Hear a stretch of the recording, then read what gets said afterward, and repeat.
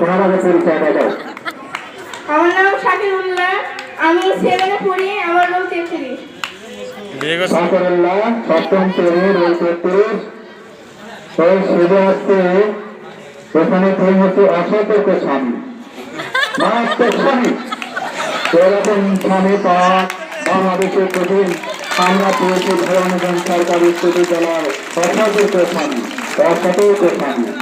বউয়ের সাথে ঝগড়া করেছিলাম। বউয়ের সাথে কেন ঝগড়া করলো?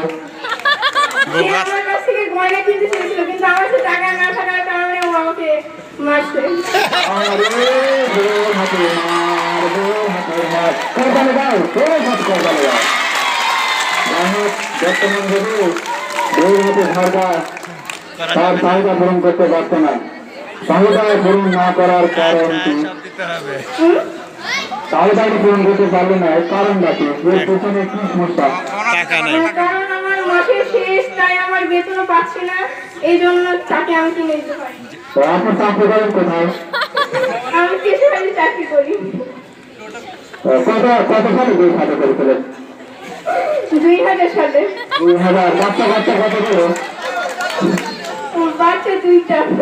বাচ্চা 2টা। অনেক সর্বনাশ। তো আপনার হাতে আমরা দেখতে পাচ্ছি হাতে ডান হাতে ব্যান্ডেজ, ডান হাত বাঁকা, বাম পায়ে প্রথম মারা। তো কতগুলি মার মানবে? আমার বউ। আরে ভালোবাসার বউ, চারানের বউ, চেরানের বউ, ও বউ এমন মানলে যে সব হাত দুটো ভেঙে দিল।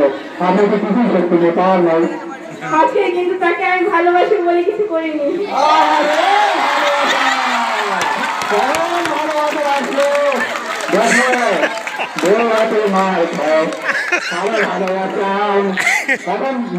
আগের চেয়ে বর্তমান ভালোবাসার বেড়ে গেল, তাই না?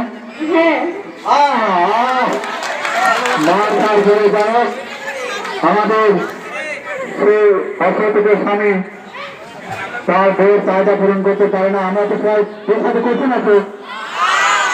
তাহলে আমরা ভবিষ্যতে বউয়ের সাথে করতে হলে অর্থ দরকার, মানুষের মতো মানুষ হতে হবে, টাকা পয়সা অর্জন করতে হবে, চাকরি বাকরি করতে হবে, যেন আমরা বউয়ের চাহিদা মেটাতে পারি। যখন যেটা পাবো যাতে আমরা মার না খাই, তাই না?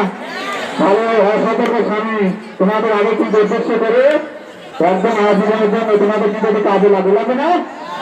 তাহলে আমরা এই অসতর্ক স্বামী সে সেদিন আমরা তাকে বিদায় জানাই। শোনো কথা শোনো, ধন্যবাদ। অসতর্ক স্বামী কেমন নাম মারলো, পেট ছুড়ে গেলে